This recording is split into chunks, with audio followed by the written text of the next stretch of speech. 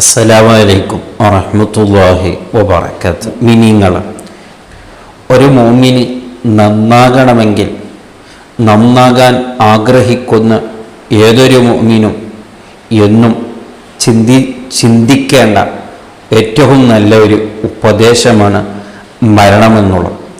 മരണമെന്നുള്ള ചിന്ത അത് ശരിക്കൊന്നു നമ്മുടെ തലയിൽ കയറിപ്പോയാൽ പിന്നെ നമുക്ക് എല്ലാത്തിനും ഭയമുണ്ടാകും, തഖ്വ ഉണ്ടാകും, അള്ളാഹുവിൻ്റെ ചിന്തയുണ്ടാകും, അള്ളാഹുവിനോട് നല്ല നന്ദി ഉണ്ടാകും.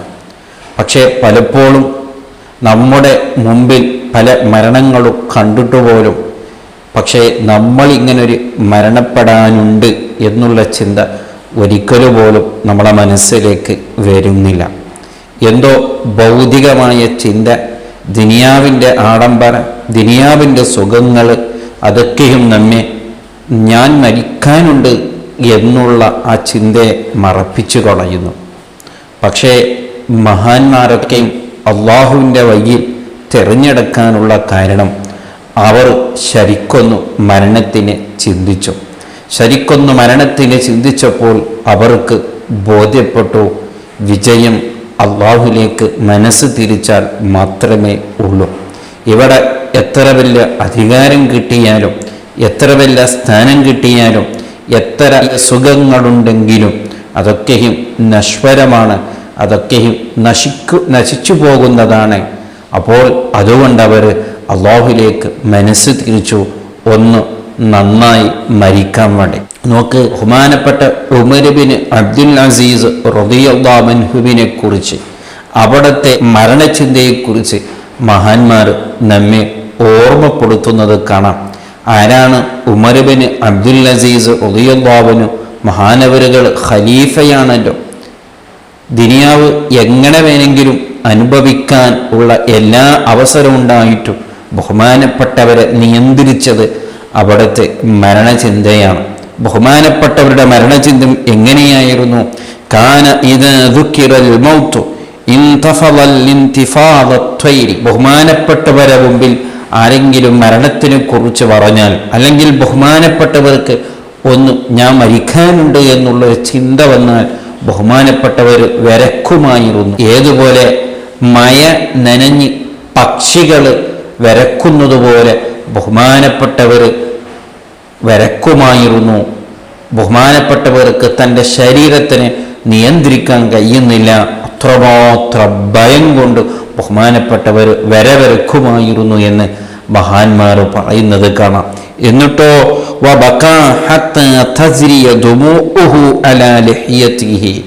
ധാരധാരയായി അവിടെ നിന്ന് കണ്ണുനീർ അവിടുത്തെ താടിയിലൂടെ വലിച്ചു പോകുന്നത് കാണുമായിരുന്നു എന്ന് കൂടെയുള്ളവരെ ഓർമ്മപ്പെടുത്തുന്നത് കാണാം. ഇതാണ് ബഹുമാനപ്പെട്ട ഉമർ ബിൻ അബ്ദുൽ അസീസ് റളിയല്ലാഹു അൻഹുവിനെ അവിടുത്തെ ജീവിതത്തെ നിയന്ത്രിച്ചത്. തൻ്റെ കയ്യിൽ എത്ര പണമുണ്ടായിട്ടും, ദുനിയാവ് തന്നെ തൻ്റെ കയ്യിലുണ്ടായിട്ടും, ഞാനൊരു ഖലീഫയായിട്ട് പോലും ബഹുമാനപ്പെട്ടവർ അതിൻ്റെ പിന്നാലെ പോകാതെ പൂർണ്ണമായും റബ്ബിൻ്റെ ചിന്ത, പൂർണ്ണമായി റബ്ബിലേക്ക് മനസ്സ് തിരിച്ചിട്ടുള്ള ജീവിതം, അതൊക്കെയും കിട്ടിയത് അവരൊന്ന് ശരിക്ക് മരണത്തിനെ കുറിച്ച് ചിന്തിച്ചു. അവർ പേടിച്ചുപോയി. ഞാൻ മരിക്കാനുണ്ടല്ലോ, ഞാൻ ഒറ്റയ്ക്ക് കബറിൽ പോയിട്ട് കിടക്കാനുണ്ടല്ലോ. ആ മരണപ്പെടുന്ന സമയത്ത് റബ്ബ് എൻ്റെ കൂടെ ഇല്ലെങ്കിൽ പിന്നെ ആരുണ്ടായിട്ടും കാര്യമില്ലല്ലോ, ആരും ഉണ്ടാകുകയില്ലല്ലോ. ഞാനൊന്ന് മരണപ്പെട്ടാൽ കുറേ ആൾക്കാർ കരയും, കുറേ ആൾക്കാർ ബേജാറാകും, അത് കുറച്ച് ദിവസം ഉണ്ടാകും. പിന്നെ അവർ ദുനിയാവിൻ്റെ പിന്നാലെ ഓടും. അതെ, നമ്മളെ മരണപ്പെട്ടാൽ നമ്മളെ ഭാര്യ മക്കളാവട്ടെ, കൂട്ടുകാരാവട്ടെ, അയൽവാസികളാവട്ടെ, നമ്മളെ ഇഷ്ടപ്പെടുന്ന ആരുമാവട്ടെ, കുറച്ച് ദിവസങ്ങളൊക്കെ നമ്മളെക്കുറിച്ച് പറയും എന്ന് മാത്രം. പിന്നെല്ലാവരും മറന്നുപോകില്ലേ? പിന്നെ നമ്മൾ ഒറ്റക്കാണ്, നമ്മൾ മാത്രമാണ്.